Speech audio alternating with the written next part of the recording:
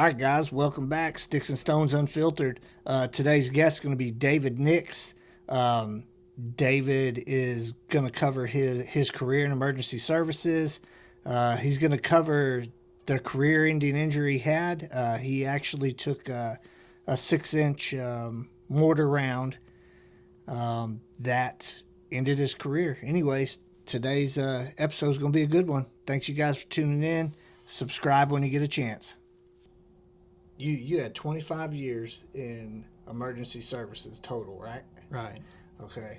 And you did 21 and a half as a firefighter? Right. With the Wilburton Fire Department. All with the Wilburton Fire Yeah. Department? Okay. And I think anybody that's local that's been in the fire service knows David Nix. Right. Or has heard of David Nix. Maybe. Man, I appreciate you coming over. Yeah. Welcome. Have you always lived in Wilburton, or how is your story? Where'd you start at? I grew up in Red Oak. Okay. And went to high school there and graduated. And I went to college at Eastern. What'd you go to school for? I went for agriculture education. Okay. I was kind of like a cowboy type. And So did you rodeo when?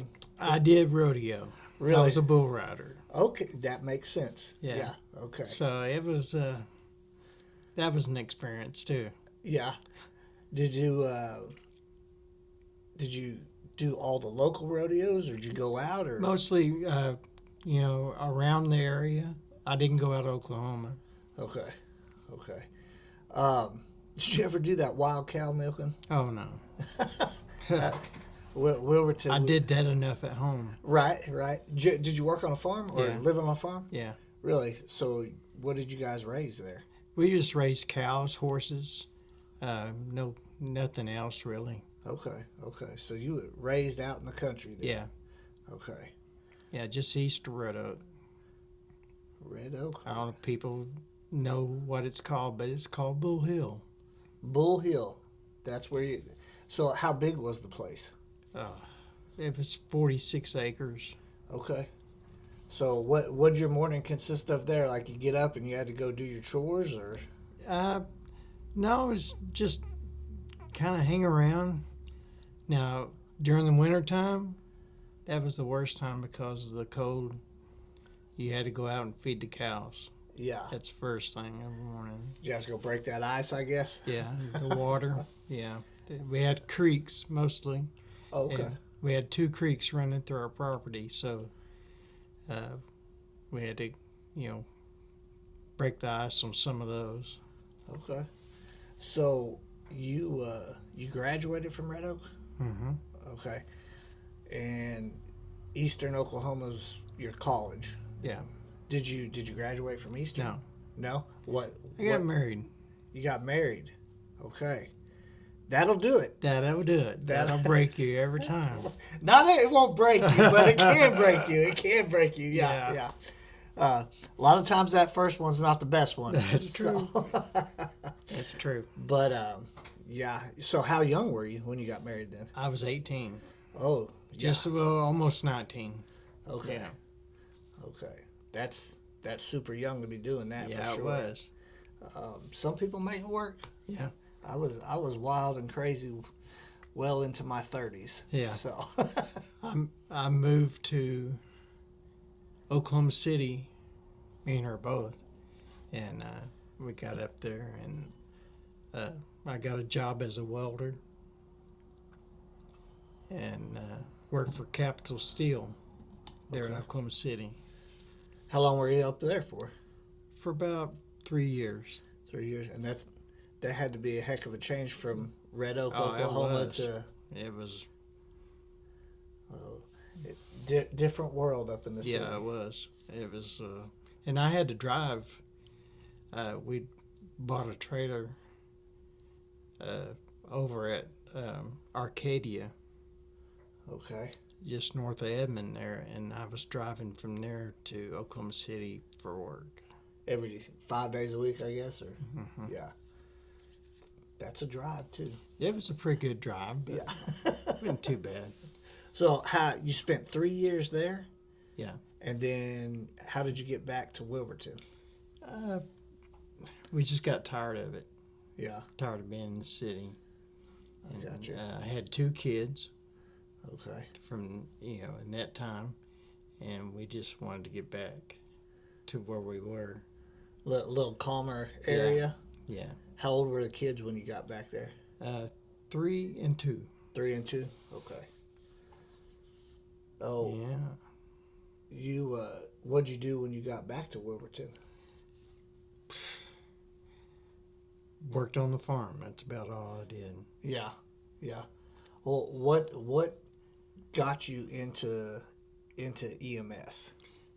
Well, my dad got picked up by an ambulance one day, and I just, I really didn't know what to do for him. But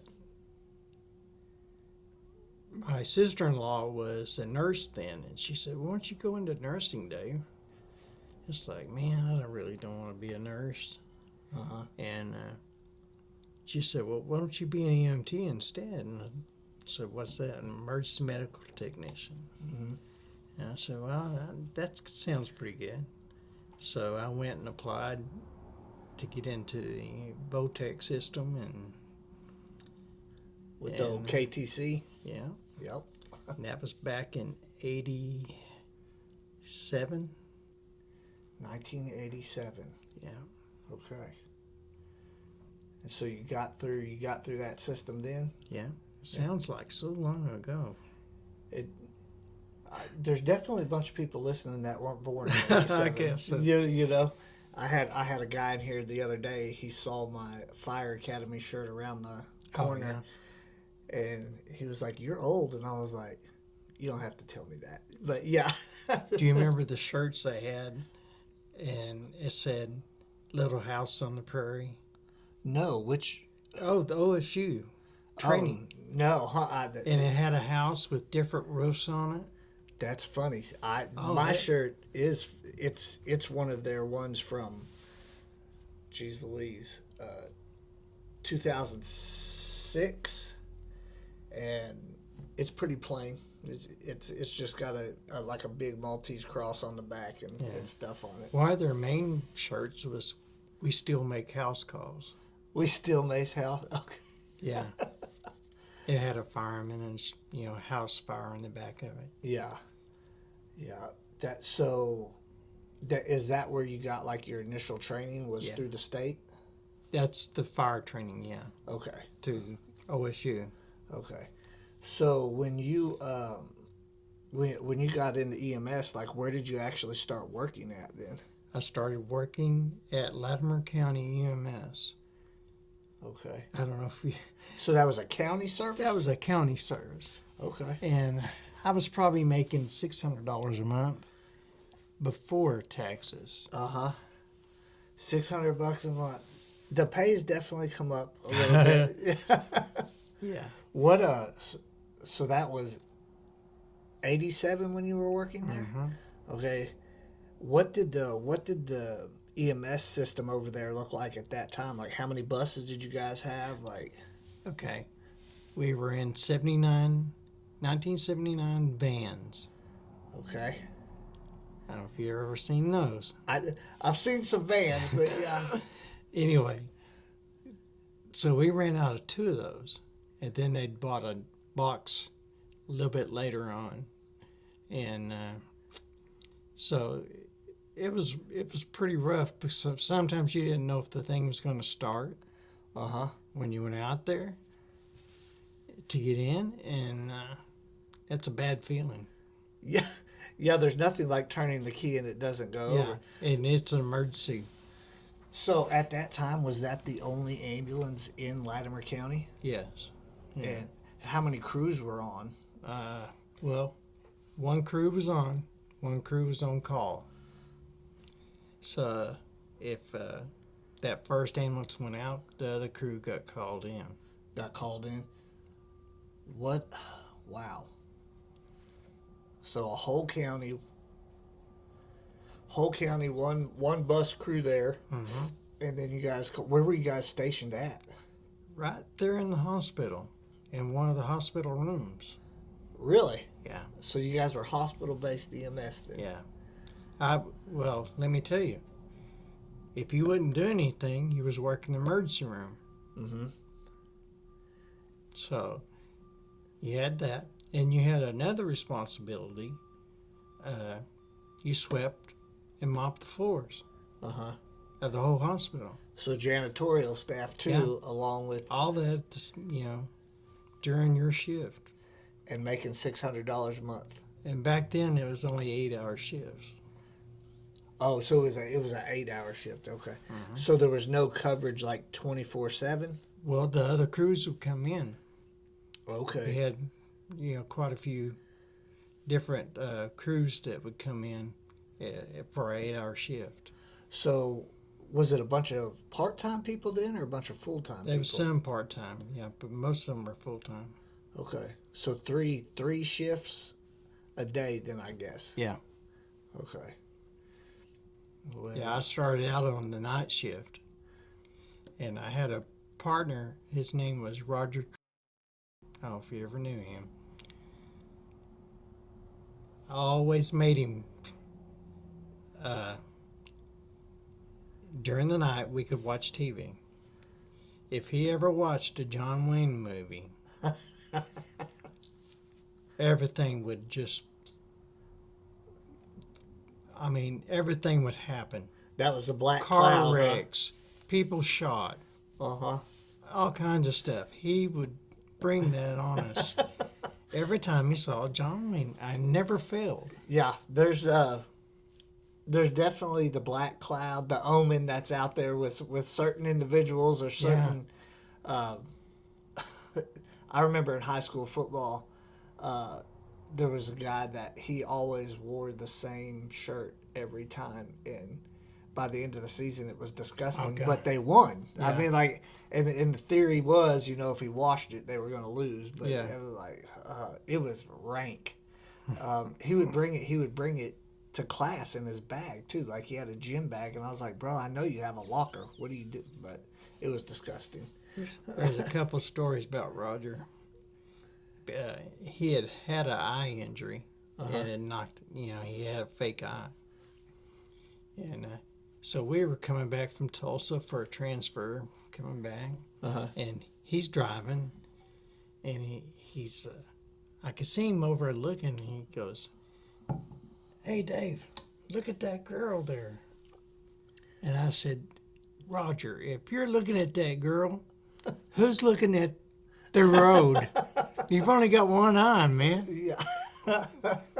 But he was crazy. He said, come out of the store down at Warburton, and he saw a girl's skirt blow up, and and the preacher guy was walking right beside him. He said, "Don't look at that, you'll go blind." And Roger said, "Well, I'll chance one eye."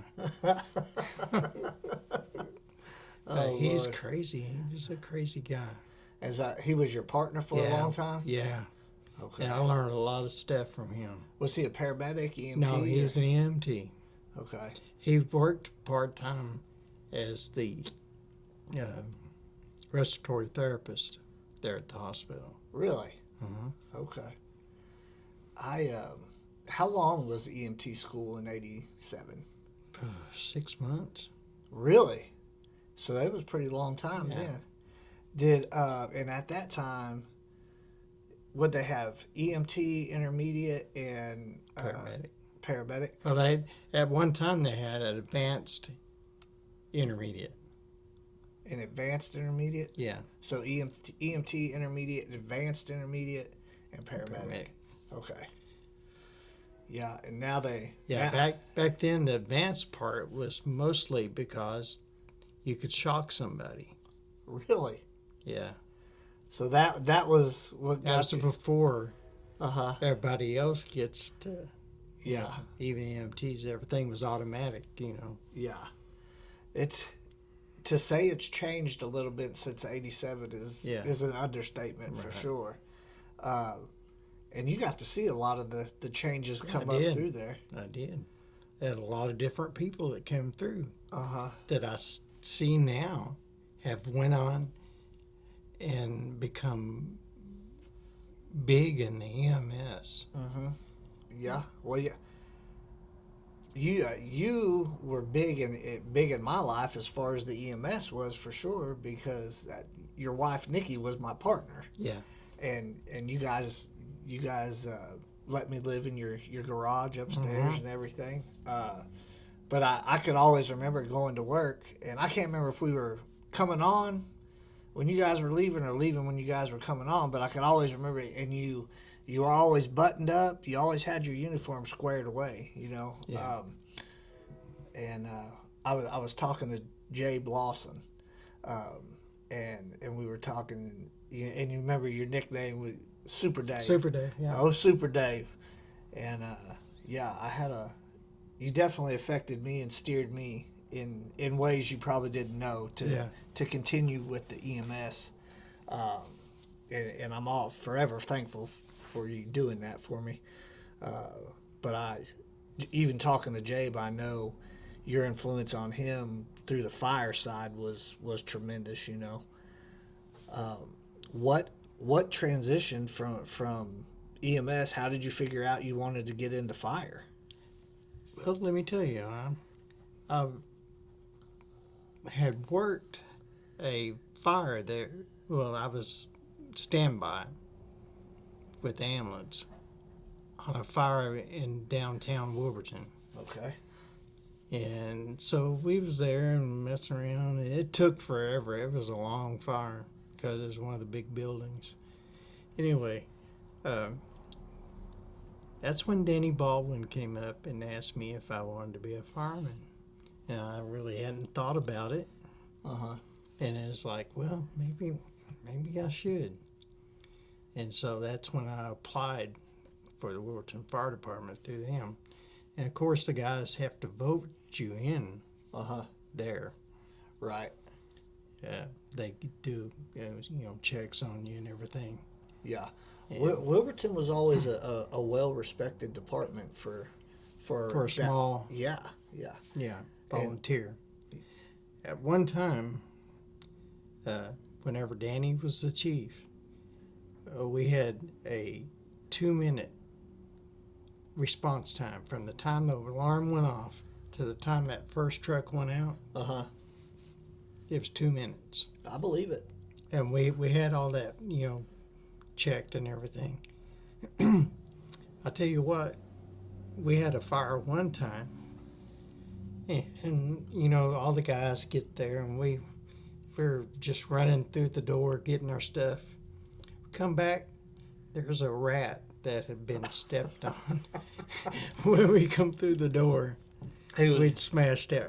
Right there on the floor, huh? Yeah, that's how fast we used to come through. There's definitely I've seen some casualties leaving the firehouse, and it was usually somebody's equipment they hadn't put up. Oh, yeah. I saw several helmets get rearranged. Yeah. And some high dollar wildland boots a couple times get rearranged. I'll tell you what the funniest part is.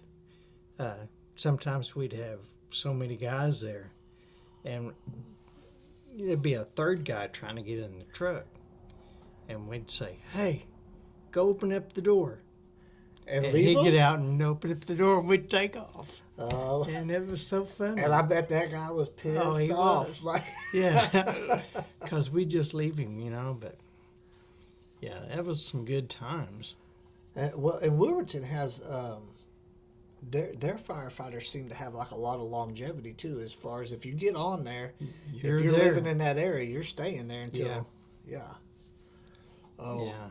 I remember my first exposure to a structure fire was with Nikki. You were off, and me and Nikki were on the bus, and you went to a fire, and like you said, standby. And Nikki was like, "Come on, we're going to do standby." And I was like, "What is standby?" It's like, and that was the first time I'd ever I mean, wet behind the ears. Yeah. 19 years old. You know, we pull up in the ambulance, and you guys are putting in work. You guys are on a structure fire, and I remember seeing you come out of the fire. And she's like, "There's Super Dave right there," and you came out underneath the smoke coming out of the house, and I was like, "Damn, that looks pretty interesting right there," you know. Yeah. But standby is kind of unusual too, because a lot of places don't get the benefit of that in true. rural Oklahoma, you Right. know. So, and I know there in Latimer County back in the day, we used to go quite a bit. If you guys went to a fire, we would show up and do it. Yeah. And one of the things I was really proud of was having people that were cross trained, people that knew what to do. And, you know, some people were on the ambulance, worked on the fire department, and then vice versa. And there was always somebody that knew exactly what we needed to do. The ambulance service back, I'm trying to think the year I was over there, had to be like 98, 99, I think, when I was there. Pretty close. And you talk about the cross training, I think almost everybody at the ambulance service was probably on the fire department, or a bunch of them. And now, like you were saying, guys have went on and have done other things. One's a police chief now. One's a police chief. One's a police Been chief. there for a while. Yeah. One's a police chief in Wilburton. Let me think. One is a lieutenant or captain for the Choctaw Nation Light Horse Police. Another one works for Light Horse over there. There's too many to actually remember. Yeah. And you know, even well, Tracy, he retired not too long ago, and you know, he was working. He was kind of working for the Army Ammunition Plant's fire department.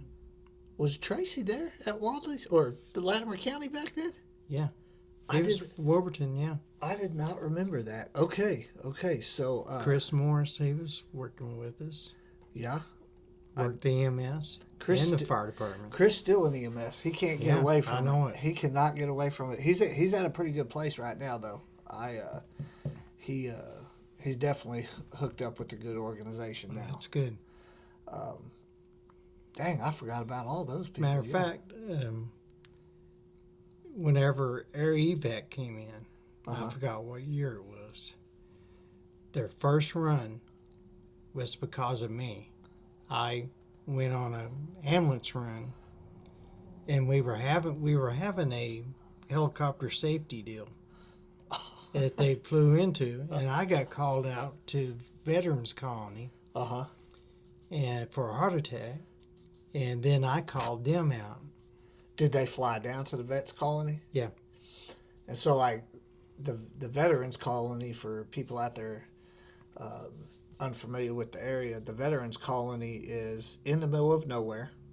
And how far out of Wilburton? It's 10 miles. 10 miles, but it's not a 10 miles on straight highway. No, it's a crooked highway. Yeah, it's crooked for sure. But my understanding is, to live in a Veterans Colony, you had to be a veteran. You have to be a veteran. And like, is it a 100-year lease or something you can sign on your property? I'm not sure about that. It's for your lifetime, basically. But it's all vets out there, so it's pretty cool. Yeah, it is cool. And a bunch of those guys are on their fire department. Yeah. In which I taught them, you know. Yeah. Well, you talk about you taught them. Tell me how you guys got the training, like tower and facilities, because you're one of the only rural departments that I know that has like a 3-story tower, have roof props. You guys have all kinds of props and stuff. How did that come about? Yeah. Well, what happened is, you know, Danny Baldwin, our fire chief, had put in for a grant through Caddo And what they did is they put in for that burn building. Mm-hmm. And also, it's a 3-story tower. Mm-hmm. And you can go in there and light a fire. And it'll get close to 2,000 or even more degrees in there with it. You'll have your firemen come in and put it out. But we got that through that grant. And they brought the stuff in, and I don't know if they didn't just figure out how to pay for putting it up, but me and Danny and Walter Baldwin and some of the other firemen spent days out there trying to get stuff put together. And finally they come up with some money, and they finished out the rest of the building. Okay. So you guys were actually, the product got there, but you guys were having to build it then. Some of it, yeah. Okay. Yeah. And, we've repelled off the top of it. Mm-hmm. I've rappelled off the top too. I've been out there a couple times helping teach a couple classes, like in the last 4 or 5 years. But it's an excellent tower. Yeah. I mean, it's got everything you need. As far as rural area. I mean, you can go off the top. There's several different windows doing pickoffs and practice VES, all kinds of stuff in there. 2 burn rooms, one on the second floor, one on the bottom floor. Yeah. I love going over there. So. Them guys, they hated to do the search and rescue part because we'd, cover their shield. They'd have their mask on, but their shield would be covered. Uh-huh. And they'd have to go up to that second story. Uh-huh. And find that mannequin. Uh-huh. Which, that thing weighs for dead weight. Yeah, that 180 pounds. Yeah. 180 pound mannequin feels more like about 380 it does. pounds. It does. And you can never, you can't grab it without pinching your fingers. That's true. It doesn't matter how big your gloves are or anything. It's gonna pinch your fingers. Yeah. Oh. And then they also built the shooting range there. Yes, that's actually where I went and did for the college. I went out there and qualified for the college. Good shooting range. Yeah. 100 yard Something shooting like range. that. Yeah. 50. Yeah, it is 100 yards. Yeah. And then they have there's another building in the very far back corner. Mm-hmm. What was that building? That building was a burn building at first. So that was like the original burn building out there? Really? And what was it, Amoco? They have all those props over there for gas. Right. Have you seen those over there? Yeah. And we used to practice putting some of those out. Okay. And they have a water pit, which is a gas pit. And we'd practice putting that, knocking the flames off the top. With foam or whatever, blanketing it. Yeah. But just water. Oh, okay. Just a spray, 2 sprays of water. Okay. And you just swipe that fire right off the top of that fuel. So back then, did you have pretty good buy-in with the firefighters? We did. What was your rank when? I ended up. My last rank was assistant chief. My highest rank was, and I ended up being a captain when I retired. Okay. What'd you like better? The captain. The captain rank? How come? Oh, I get to get in there with them. Get to get back in it? Yeah. Yeah. I do think a lot of guys when they promote out of fire, which sounds bad, but it just happens at some point when you get a promotion, you're basically giving up your ability. The higher up, the more responsibility you have to oversee. Just too much. Paperwork. Whenever me and Billy Nearing and Robert Yother were on there, and me and Billy would give Robert a hard time because he lived outside of town, so it'd take him a little bit of time to get there. And me and Billy say, hey, we're the A team. We put out the fire. You come in and do the overhaul. Mm-hmm. That's how it is in the fire service. Yeah. You're always gigging somebody. Yeah. For sure. And back then, we may have one truck at the fire. And me and Billy would pack up, and Danny, our fire chief, would run the truck. Uh-huh. So that was it. You guys was low manning back Yeah, then. and we were putting it out. How did you guys increase the staffing? Just word of mouth, and I think everybody bought into seeing the guys, the camaraderie, Mm-hmm.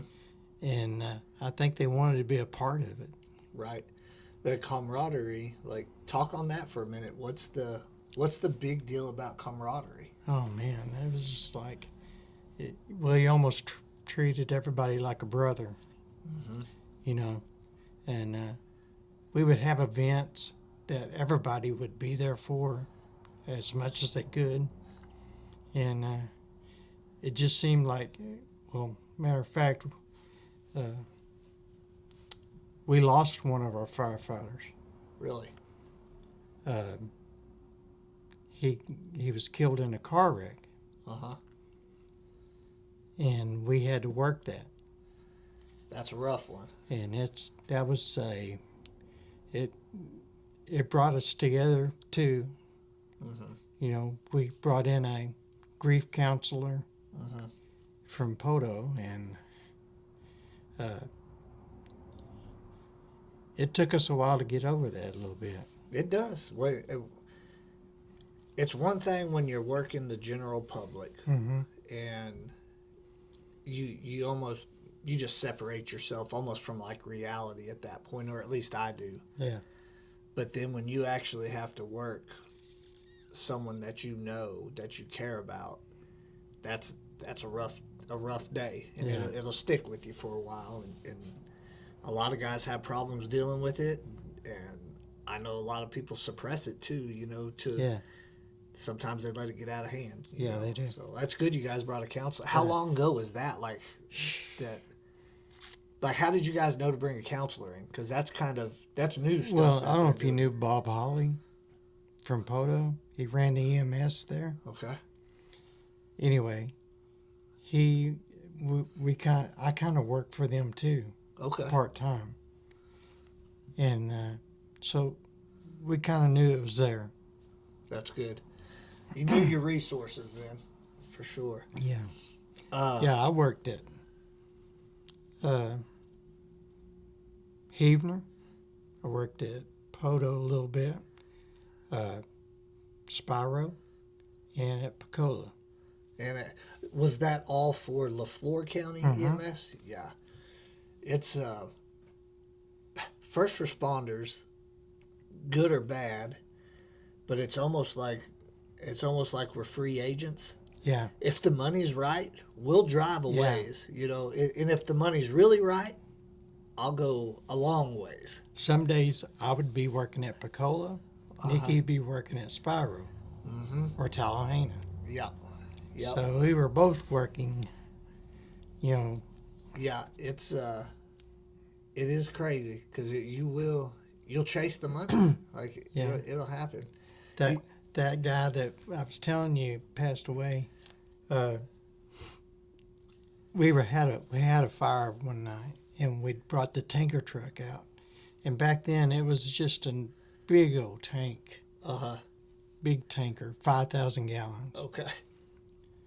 Well, the county roads aren't all that Yeah. good.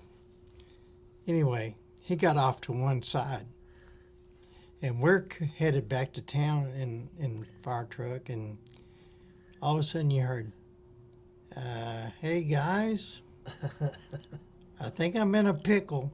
I'm in a pickle. He had turned it over, Oh. or turned it on its side. Uh-huh. He got off to the ditch. too far. 5,000 gallons of water is Yeah. quite heavy. I Was it think- an old deuce and a half or? No, it was an Army one, Uh-huh. and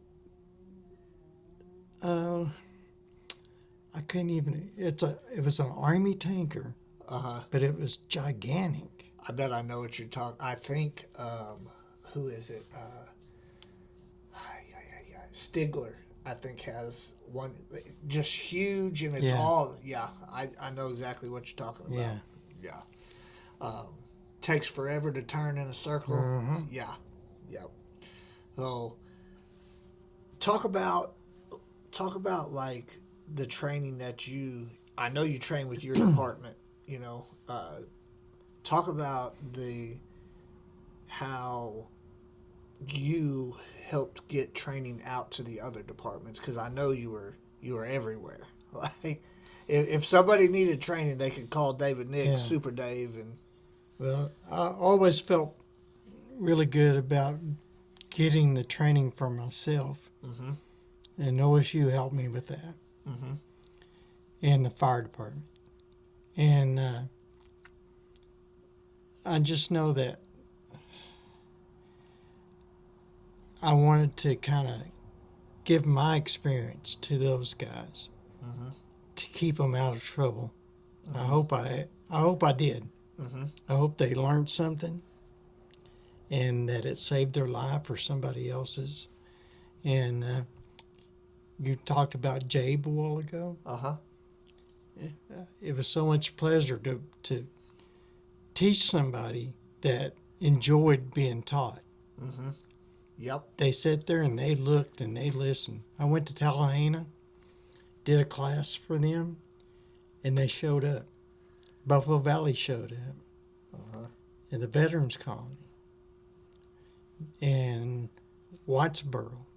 What? Little All at the place- same class? Yeah. What Little- was the class? It was a firefighter, not a firefighter one, but the one before it. Structure fire.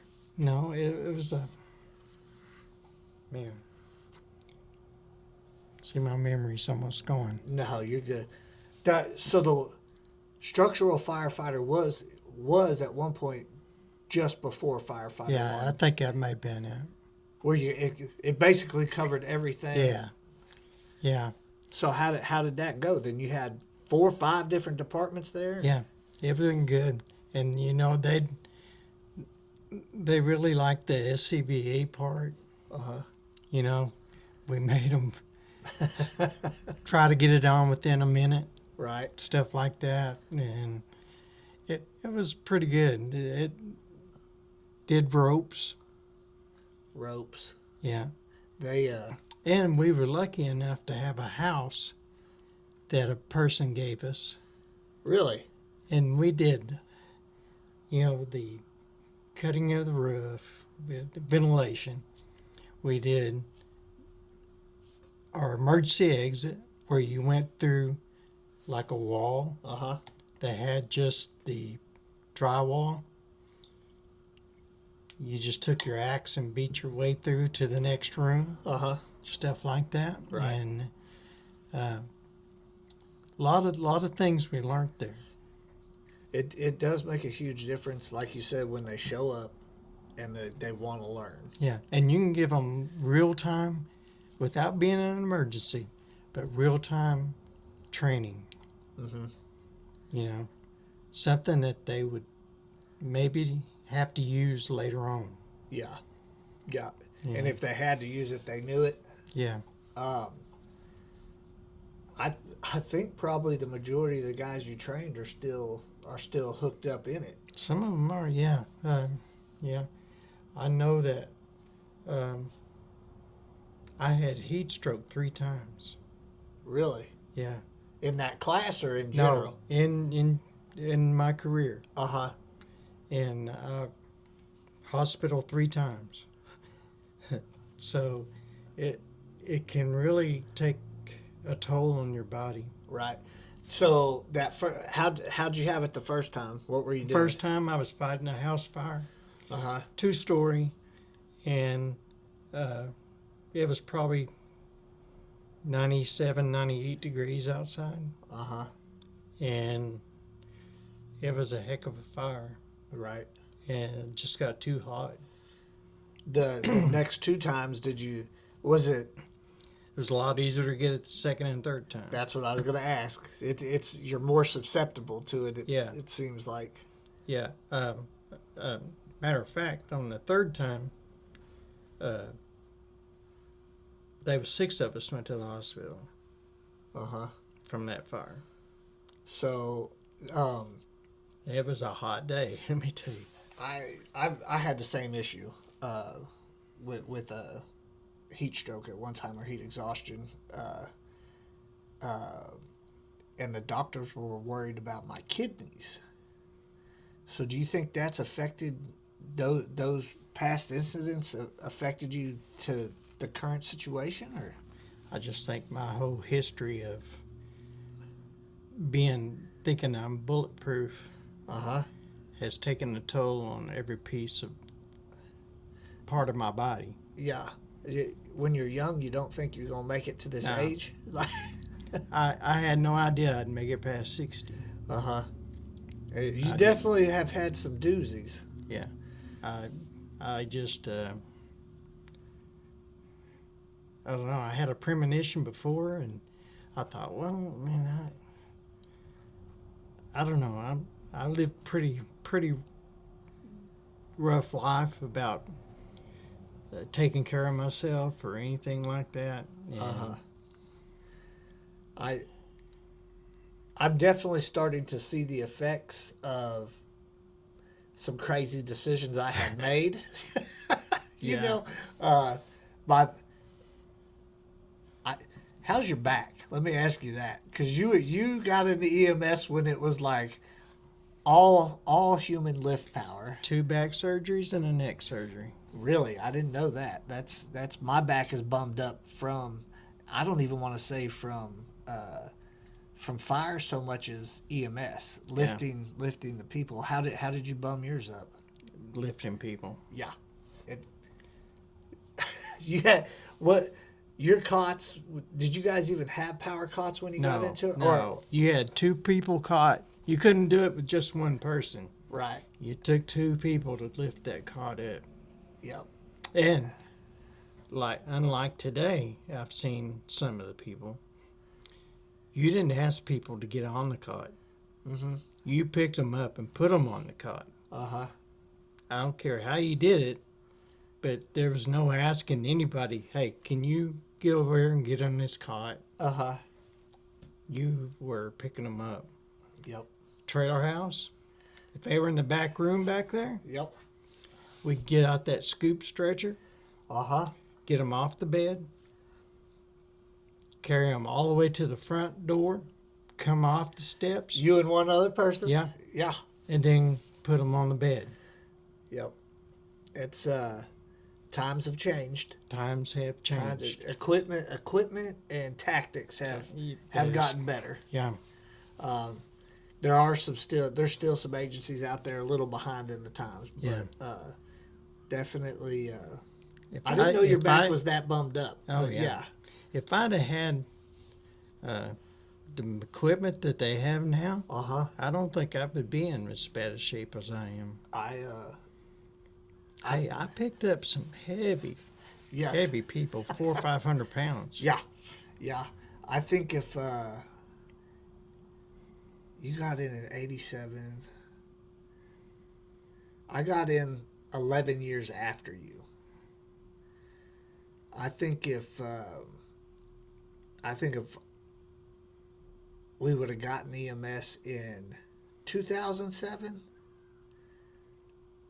we'd have probably been in better shape. Probably, because that's when some of the stuff was coming out. The agency I worked for, I think it was probably like 2013 when they got power cots and stuff, which the longevity of your EMS personnel now, I think, is going to be extended greatly because of that. Yeah, I can't even remember what year it was that the automatic defibrillators came out. Oh yeah. That was a big deal. It's required now on everything. Did you see? Were you gone when the Lucas device came out for the automatic CPR? I worked at LaFleur County, and they had thumpers. It was called thumpers back then. Okay. And what you did is you put the deal underneath their back, a flat piece, and then there was a halo deal thing on top, Yeah. and then it had this little plunger deal Uh-huh. that would come and do your CPR. How far into your career were you when that was out? Probably 7 or 8 years. Okay. But I really didn't get to use it. Most of mine were hands-on. Oh yeah. I literally have used a Lucas device or a thumper one time. Oh yeah. They're nice. In the agency I'm with now we have them. But AHA just they just put out the recommendations not to use them. Oh what? And I mean, like just recently, I think last month or the month before, and I'm like, that for your rural EMS, the guys that you might be doing CPR 45 minutes, it's a necessity. Like even if they're saying it's inadequate compressions or whatever, it's something. It's better than the compressions that guy's going to be able to do in the back by himself trying to push meds. And it's real hard to do a compression while you're intubating. Yeah. Or getting everything ready for the intubation. You know. But I've had one of my friends, he was my driver, and we'd picked up this old man, and I had to get an IV going, and we're going down this back road. I mean, really hard riding road, and he's new to it, and he's driving a little bit too fast. And I just had to come up there to the top and hit him in the back of the head and say, "Hey, slow down. I'm trying to intubate this guy back here." Yeah. And we actually were talking about that last week. Your driver can make or break the person in the back, because if you're up there driving like it's NASCAR, it's hell on earth in the back for the guy trying to do work in the back. So broke down body. You had basically it was a career-ending accident, right? Like right. 2012. 2012. But that was D-Day for it, huh? Yeah. Can you go into that? And our fire department always said, well, the County Fire Association took it over, but we'd done the fireworks show at Robbers Cave for 21 years. 21 years? Okay. And so I was, that was my last year to do it. It was going to be my last year. Of course, that's, yeah. And so we got everything situated and everything, and I put up a video camera up on a tree to record that, because it was going to be my last time. Right. So when you're saying you got everything situated, what were you guys Our fireworks, we have to get our totes of fireworks over there. They come in different sizes, 4-inch, 6-inch. I was doing the 6-inch at night. And we have mortars set up. There's 6 tubes in a rack. Okay. And where did you guys set them up at Robbers Cave? Over on the other side of I don't know if you ever been out Robbers Cave, but it's across the lake. So you can't hike over there then? You can, but you have to go across the dam. Okay. And then come on around. Okay. So it takes a while if you're hiking, so you guys use a boat? Yeah. So we used a pontoon boat and brought the stuff over and brought the people over, and then when it got dark that night, we started, off with our show. How 21 years later, how big was that show? Like, how big of an audience did you guys draw? We're getting into the tens of thousands. I mean, there's people come from California and stuff that really hadn't been there. Yeah. I can remember like the show, like how crazy it was over there. the best thing was that the echo of the fireworks in that canyon, Uh-huh. it really made it. Because that lake there, for anybody out there not knowing, like one side basically has like a basketball backboard on the opposite side from where everybody's at. Right. And they call them the cliffs. A lot of Yeah. people would rappel and stuff. So. Yeah. And so we did that, and we'd gone through the show probably 10 minutes. And I had just went to light the fuse on a couple of them, and I backed up one step How are y'all lighting the fuses? with a flare. Okay. And that was a little bit back then when we wasn't doing electronic stuff. Uh-huh. And I backed up about a step, and I looked at it, and I was like, man, that's not right. And about that time, it was just a big explosion. Were you stepping back towards it, or you just in your mind? I stepped one step. That's all I could get. Uh-huh. And when it went off, it came out the tube, the 6-inch ball, and it took off, hit me right in the abdomen, in the pelvis, Uh-huh. and took out a big chunk of me. Anyway, you could see my veins, my arteries, and Right in the pelvic girdle, or like? right here to the side. Okay. Okay. And you could see my nerves. Uh-huh. And so I happened to have an EMT that I'd trained from Tallahassee. He was there helping. Uh-huh. He took his shirt off and stuck it in the hole, Mm-hmm. which I could feel wet. And my medical training is like, oh my God, I'm bleeding to death. Right, because you're wet. I mean, it's dark. There's over only there. one reason you can't you're see wet. nothing, Yeah. but I could feel it. Mm-hmm. And When it went off, when that exploded and hit you, did you know like that's exactly what happened, or? I thought it broke my leg. It hit me down onto the ground so fast. Uh-huh. I thought I broke my leg. And the other boys that was with me, you know, once those things go up in the air, they explode. Right. Well, it exploded after it hit me. Wes, my son, was there, and 2 other firefighters from Tallahassee was with me.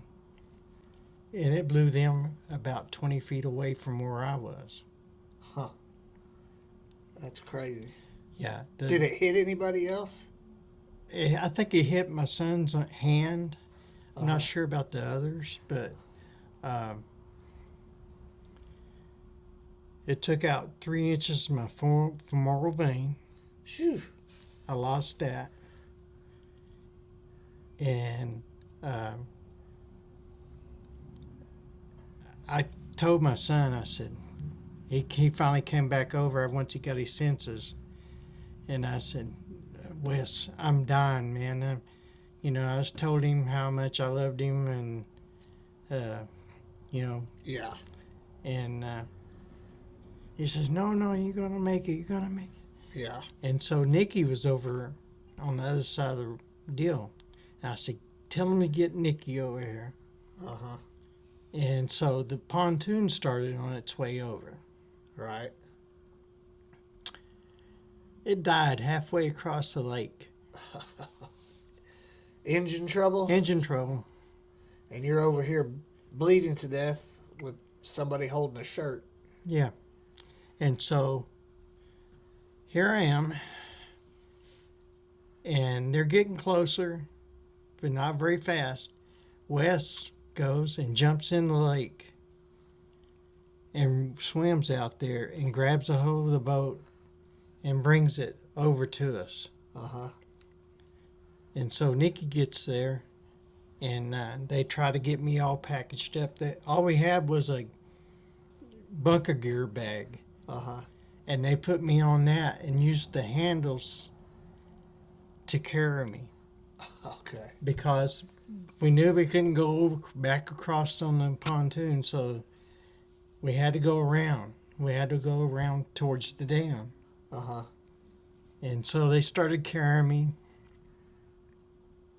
So you're in a bunker gear bag. They're trying to hold pressure on your wound and carrying you. Yeah. Okay.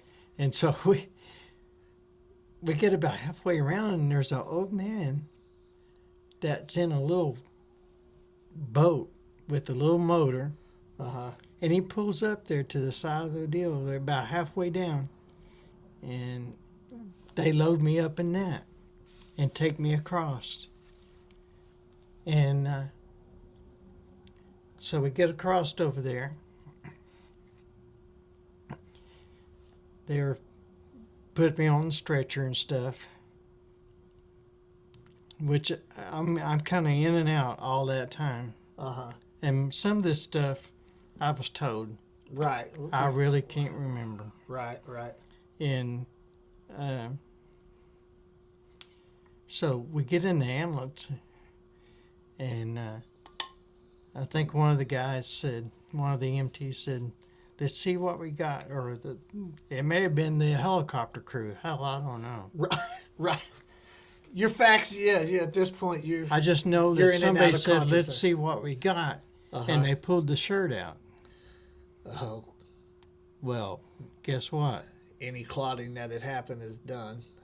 It started bleeding, and they couldn't get it to stop again. So here I am, bleeding, and I'm fighting them because they're trying to hold pressure, sitting on top of me, Right. trying to hold pressure down on my wound. It's hurting. You don't know what. Yeah. I'm out of my head, but I'm fighting them. And you, at that point, were a very stocky individual, too. Yeah, I was. You were yeah, a pretty strong individual. And the helicopter crew said it was too. She couldn't hold pressure on it in the helicopter, so they would take me by ambulance to McAllister. Okay. So Which she is rode. 45 minutes away. So she rode in the ambulance with them to bring me up here, which I could have been already in Tulsa. Anyway, they get me up here. One of my nephews had met us at the ER, and he said, he said, I didn't think you'd make it because it looked like a slaughterhouse in there, all the blood and stuff. Yeah. And so they get me into the emergency room, and it's a little bit. They get me into the emergency room, and the first thing, there's a doctor there, that a Vietnam doctor. So he's seen all kinds of stuff. They go, okay, we'll put him under. And so they did, except they did it quickly, in which they didn't put me out. They just kept me paralyzed. I knew exactly what they were doing. Right. I knew exactly that they're fixing to put this tube in my mouth and didn't put me out. Paralytic, but you're still alert. Yeah. I couldn't move my eyes. I couldn't move nothing. I couldn't move. But I knew exactly what they were doing. Yeah. Because you've done that in the. Yeah, I've done it so many times. Yeah. And so after that, I didn't know of anything till I get to Tulsa a few days later. Anyway. Just lost days that are, yeah. Yeah, they called in Tulsa Life Flight to bring me from McAllister. He wouldn't let take me. Really? he said, no, if you couldn't take him from out there, you can't take him from now. Right. So they called in Tulsa Life Flight, and they took me. And that, so did you go to St. Francis? St. John's. St. John's? So that level 2 trauma center right then. Yeah. And Dr. Mesner, man, I owe that guy my life. He worked on me for a long, long time. A couple of days. Uh-huh. And I had 3 inches of my femoral vein gone, which the Vietnam doctor had clipped that, clamped that off. But also my femoral artery thrombosed. Dude, it did what? Thrombosed, where it starts getting big Uh-huh. before it starts busting. Right. Like And a water balloon in there. And so he had to go ahead and clamp that off. Okay. And so those 2 clamps, they probably made the difference between being here and not being here. Right. And after I got up there and everything, I had 8 units of blood altogether. 8 surgeries, 9 including the one after. 153 staples. Jeez. Yeah, I counted every one of them. Uh-huh. I laid there in bed with my leg sliced open because it was so big. They were afraid it was going to bust open. So they had to do fasciotomies down both sides. What's a fasciotomy? It's where they take that, they make a cut down each side of your leg Uh-huh. to let that pressure off of your skin and your muscle. Because, man, my leg was so big. Yeah. Yeah. So big. And if they don't do that, it can actually end up causing like necrosis, Right. rotting of the tissue. Yeah, and it could cause so much pressure in there that it would cut off everything. Yeah. Yeah. I ended up with drop foot. I don't Uh-huh. know if you know what drop foot is. What is drop foot? That's where your nerve damage. Uh-huh. You can't control your ankle. Uh-huh. It stays in one spot. You just have to lift it up to walk. So your toe, basically, when you lift up, is still trying to point at the ground. Yeah, Makes it real good for tripping. it does. Yeah. And I don't have all the best feeling. It's a delayed feeling. Uh-huh.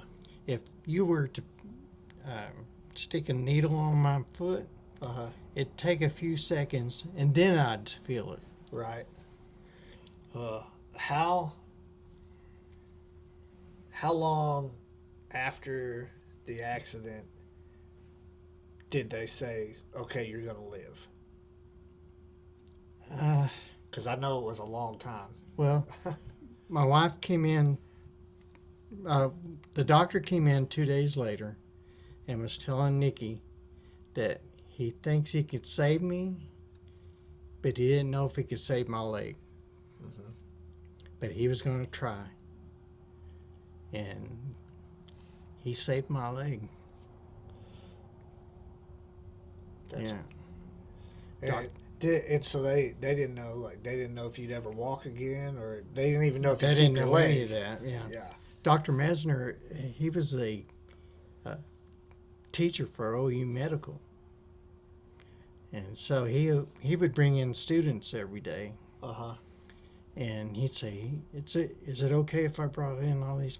It's like, man, you saved my life. Yeah. You can show them anything you want to show Yeah. them. You saved my life. Get the video camera. Yeah. Yeah. Yeah, and that's what happened, Yeah. Dr. Newbro was my plastic surgeon. Did all the staples and stuff.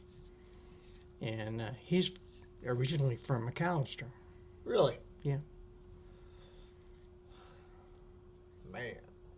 Yeah, I can remember. What did you end up coming to McAllister for, the hospital? Was it rehab or extended care or For rehab. rehab? Okay. Because I can remember running into you and Nikki a couple times. Yeah. down there. It was a month there at the rehab. Yeah. A couple of times Nikki tried to take me home to just see everybody and everything, and sometimes it just wouldn't work out for me. I don't know what it was, messing with my head or what. And that's another thing. So much stuff has affected me from then on. I still have, I don't know if it's nightmares or what, but I still think about that. Yeah. And I get really anxious Yep. and anxiety, and Well, I mean, have you been diagnosed with PTSD? oh yeah. Okay. I'm like, I don't know how you couldn't be diagnosed with that at this point. Yeah, I even went to a therapist in Arkansas, and he helped a little bit, but not much. Yeah. I just had to deal with it. Yeah. And I know Nikki's had a hard time. Yeah. Just seeing that and having to deal with it, Right. but she can tell when something's happening. That's one of those. That's one of the deals when stuff happens to people. Nobody ever wakes up and thinks, "Well, today's the day." Like, I'm sure you guys were happy-go-lucky, headed to the park, gonna do something that you love doing, and the next thing you know, it turns deadly. Yeah. It's amazing that you were the only person that was actually a casualty. It was. I don't know how that happened. I know there's one time I looked up and there was fire up on the hill and everything where that thing went off. But it was a big night in my life. Yeah. I think that was a big night for. You Not a big night in good terms, but like that was the end of your career in the fire service. So it was detrimental to the department you were at too, because I know you played a huge role there. And then the community itself, like not just your department, but the neighboring departments. Yeah. So it was you were very instrumental in that area as far as getting training, getting the knowledge out, and really supporting the brotherhood too. You know, now it's crazy. Yeah. It was. Now you said Nikki, she could tell something was wrong. Isn't there an issue that has happened after that where Nikki was like, something's definitely wrong with you? And I don't know. Didn't you have a heart attack that she called before it happened? Oh my gosh. Yeah, we were. Not laughing about the heart attack, but yeah. Just come out of the ICU from having 5 bypasses.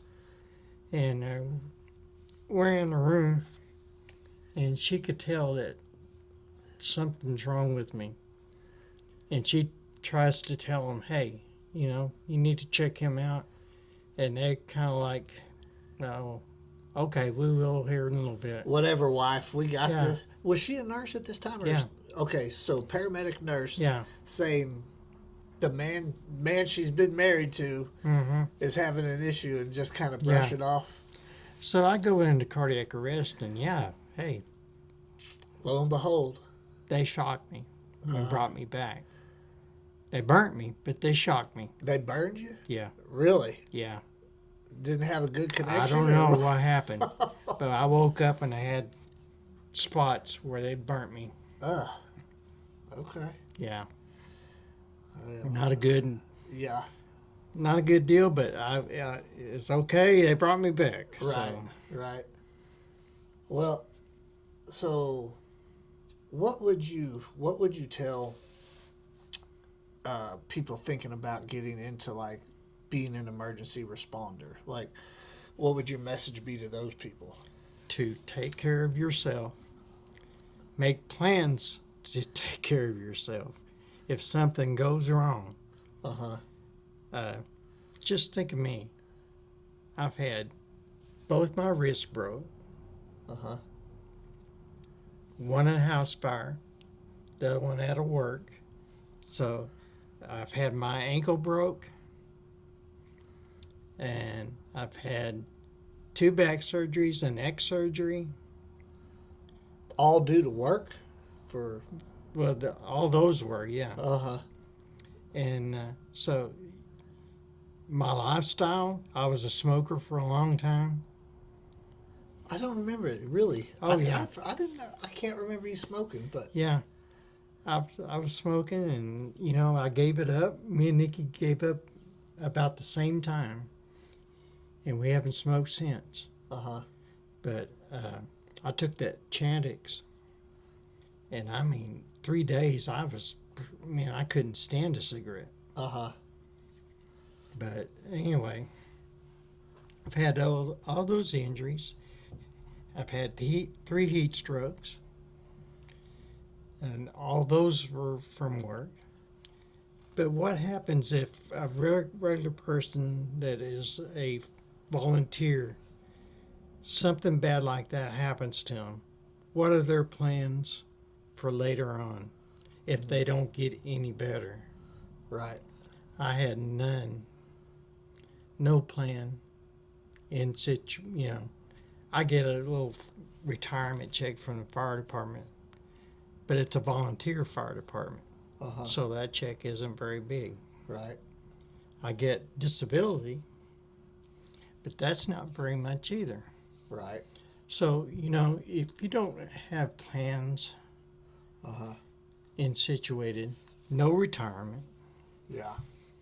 And you nothing to fall back on. in EMS for 25 years, and you ended up with no retirement. No At retirement. all. Yeah. That's rough. Yeah. I was happy to get insurance. Yeah. The only reason I stayed at Latimer, or in Latimer, Uh-huh. Wilburton, is I loved that place. Mm-hmm. I loved the people there. I wanted to take care of those people. Yeah. That's the only reason I could have went on to other fire departments and Yeah. got a full-time job, but I didn't want to. I loved that area. Yeah.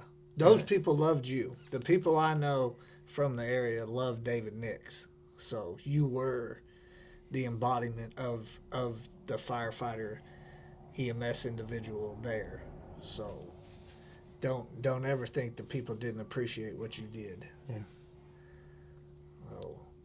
It was pretty tough leaving that. I still got the will. Mm-hmm. I just don't have the body Right. Right. to do it. I mean, there's been times when, hey, I'd like to jump in and do that. Mm-hmm. And never. I don't think anybody that's ever been hungry for the job, I don't think that ever leaves them. I think they still, the guys that got into it for the right reasons, I think until the day they die are always going to, if you're a firefighter, you're going to want to step in and put that firefighter out or fire out. Police officers, you're going to want to step in and help with that guy that they're having trouble subduing. Or, Right. It's just at some point the body, you got robbed on that. Yeah. I'll definitely say Nikki, that.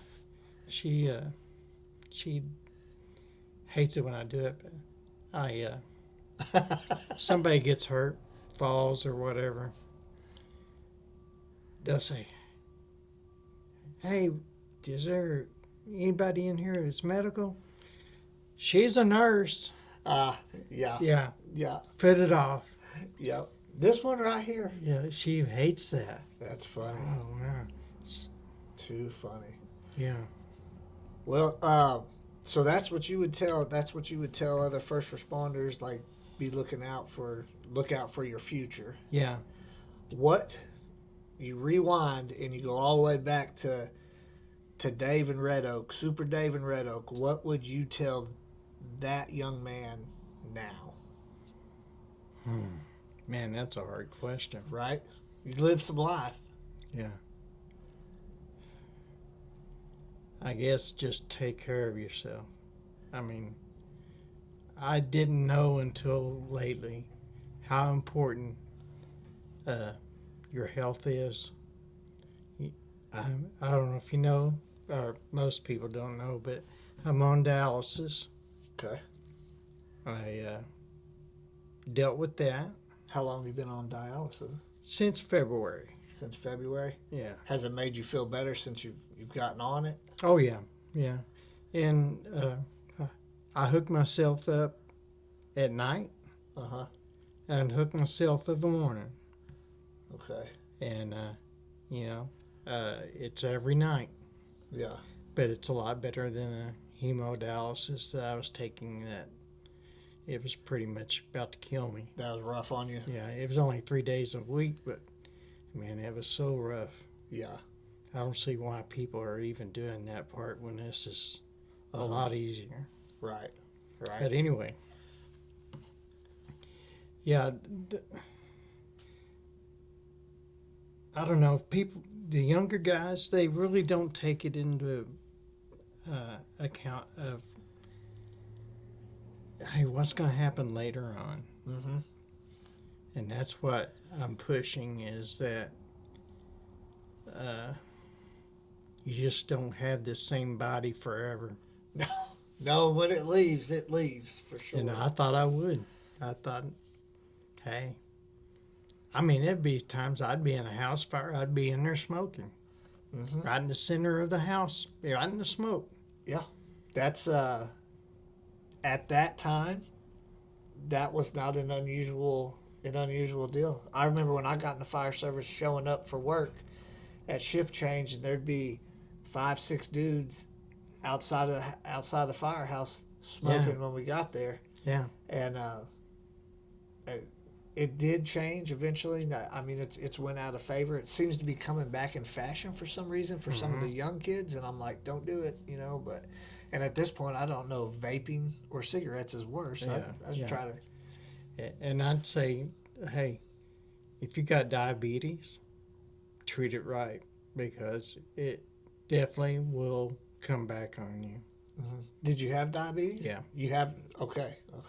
So is that kind of what? Hey, I was fighting a fire one time. I just left the doctor's office. I'm out there fighting fire. Nikki comes, has a damn syringe. She said, Dave, I need to give you the shot. And it's like, what for? And she said, your blood sugar was 700. Oh, shit. And I was like, what? Yeah, you need to get this. So she gave me a shot on the fire scene. That's crazy. Mm-hmm. That is crazy. Well, Dave, man, I appreciate you coming over. Well, I appreciate you, man. And, So many stories that we have that, I don't know how many times I could have. Well, matter of fact, me and you were on a call, and it was about a month or so later that was going to sue me. I remember that call. Yeah. I remember that call. And it's like, why didn't you do this? Why didn't you do that? Well, I'm not a paramedic, so I couldn't do that. Right. Yep. That might have been.